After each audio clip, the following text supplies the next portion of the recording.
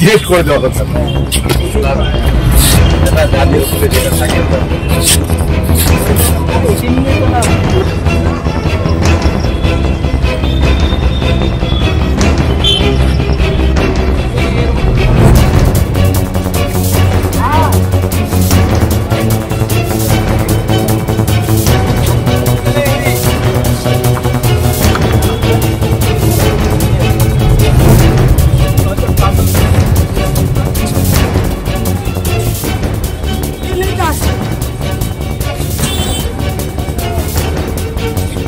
সামনে গিয়ে একজন দাঁড়িয়ে পড়ে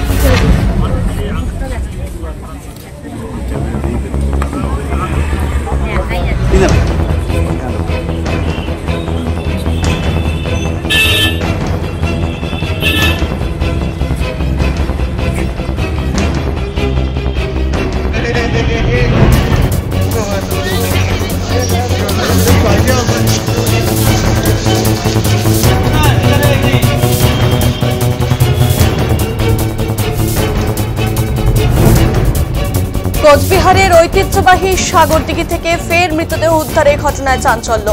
উল্লেখ্য, কোচবিহারের সাগরদিঘি ঐতিহ্যবাহী দিঘিতে মৃতদেহ উঠে দেখা যায় মাঝে মধ্যেই।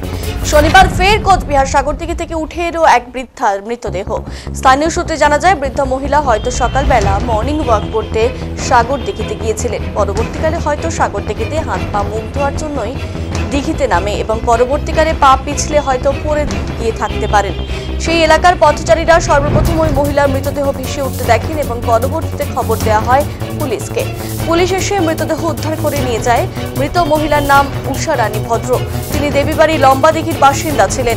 এদের মৃতদেহ উদ্ধারের খবর পেয়ে ঘটনাস্থলে যান প্রাক্তন সাংসদ তথা এনপিএসটিসির চেয়ারম্যান পার্থ প্রতিম রায়। তিনি জানান, এই ঘটনায় তিনি মর্মাহত। এদিন সম্ভবত বয়স্ক মহিলা মর্নিং ওয়াক করতে শিবদিঘির ঘাটে নেমেছিলেন। পা হড়কে পড়ে থাকতে পারেন এবং সকলকেই সতর্ক হওয়ার কথাও বলেন পার্থ প্রতিম রায়।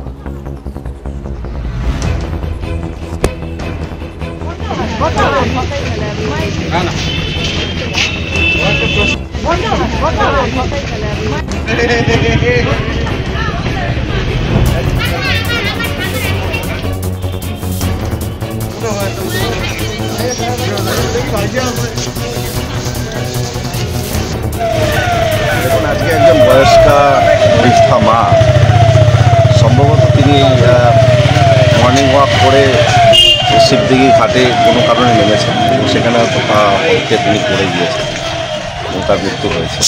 এটা অত্যন্ত দুর্ভাগ্যজনক। কোচবিহার সাগরদিঘির বিভিন্ন ঘাটে এই ধরনের ঘটনা বছরে 2-3টে করে ঘটছে।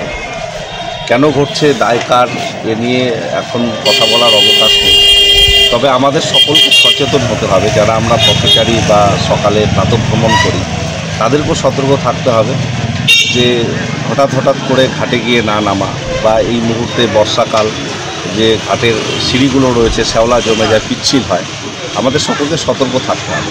পুলিশ প্রশাসনের পক্ষ থেকে নিরাপত্তার ব্যবস্থা করা হয়েছে, কিন্তু সবসময় তো নজরদারি দূরভাবে করা সম্ভব হয়ে ওঠে না। আর নিজেদেরকে সতর্ক থাকতে হবে। পুলিশ প্রশাসন নিশ্চিতভাবে সতর্ক রয়েছে। আমরা সকলে সতর্ক থেকে এই ধরনের অবাঞ্ছিত বিষয়গুলোকে আমরা যাতে অ্যাভয়েড করতে পারি। তবে যে বৃদ্ধা মা মারা গিয়েছেন, এটা অত্যন্ত দুঃখের, একটা মর্মান্তিক খবর। তার বিদেহী আত্মার চিরশান্তি কামনা করে নিশ্চিতভাবে এখনও বডি আইডেন্টিফাইড হয়নি তিনি কে। তার পরিবারের লোকজন নিশ্চিতভাবে খবর পেয়ে যাবে। প্রশাসন সে বিষয়টি দেখছে। মৃতদেহ থেকে তুলে নিয়ে হাসপাতালে নিয়ে যাওয়া হলো। তো এটা একটা খারাপ খবর। শিবদিঘির এই ঘাটটা অত্যন্ত জনবহুল। সকালবেলা দুপুরবেলা সবসময় লোকজন বসে থাকে। তার মধ্য দিয়ে কী করে ঘটনা ঘটবে সেটা।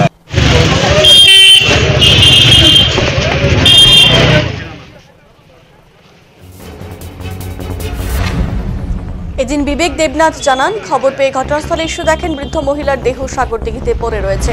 ঘটনাস্থলে এসে পৌঁছেছে পুলিশ প্রশাসন। কি জানাচ্ছেন বিবেক দেবনাথ, শুনব। খবর পেলাম, এসে দেখলাম যে একজন মহিলা উল্টো হয়ে পড়ে আছে জলের মধ্যে। এটা কোন জায়গা বা কি বিষয় রয়েছে? এটা শিববাড়ি ঘাট, শিব মন্দিরের ডিএম অফিসের সামনে। কখন খবর পেলেন? আমি অল্প কিছুক্ষণ আগে খবর পেলাম, এসে দেখলাম পড়ে আছে। 8 ঘন্টা আমি খবর পেলাম। আমরাও দাঁড়িয়ে আছি দেখার জন্য যে এই কথাটার বোঝার চেষ্টা জানা।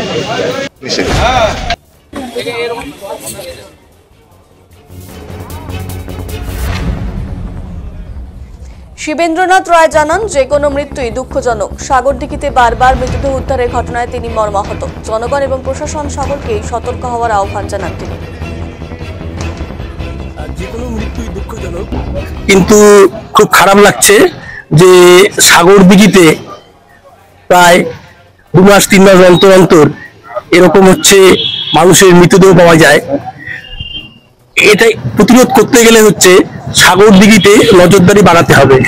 আমরা যারা সন্ধ্যার সময় সাগরদিঘির পাড়ে হাঁটি বা বসবাস করি, তখন দেখি সাগরদিঘির পাড়ের আইন শৃঙ্খলা বিঘ্নিত মনে হচ্ছে। তার কারণ যেভাবে বাইকগুলো চলছে, যেভাবে আড্ডা হচ্ছে, শুধু আড্ডা নয়, সাগরদিঘির পাড়টা এখন হচ্ছে স্মোকিং জোনে পরিণত হয়েছে। আমরা এখানে পুলিশ প্রশাসনের উদাসীনতা লক্ষ্য করছি এবং যেভাবে একটা মৃতদেহ পড়ে থাকতে দেখা যাচ্ছে, কয়েকদিন আগেও একটা মৃতদেহ পড়ে পাওয়া হয়েছে। এটাতে হচ্ছে প্রশাসনকে আরো একটু সতর্ক হতে হবে, আরো একটু সজাগ হতে হবে এবং জনসচেতনমূলক প্রচার করতে হবে। মৃত্যুটা দুঃখজনক, যাতে সাগরদিঘিতে এইভাবে কোনো মৃতদেহ আগামীতে আর পাওয়া না যায়, এটা প্রশাসনকে সুনিশ্চিত করতে হবে। আর সাগরদিঘির পরে সিসিটিভি আছে, কিন্তু দেখা যাবে সেই সিসিটিভি গুলো বেশিরভাগই বন্ধ থাকছে। তার কারণ সাগরদিঘি সুন্দর করে সাজানো হচ্ছে। আমরা স্ক্রিনে দেখছি সাগরদিঘির পরে বিম গুলো ভেঙে দেওয়া হচ্ছে। কারা ভাঙছে, কেন ভাঙছে, কি উদ্দেশ্যে ভাঙছে? যদি সিসিটিভি চলতোই তাহলে তো প্রকাশ্যে চলে আসতো। আমার মনে হয় সিসিটিভি গুলো শুধু লোক দেখানো বসানো হয়েছে, কোনো কাজ।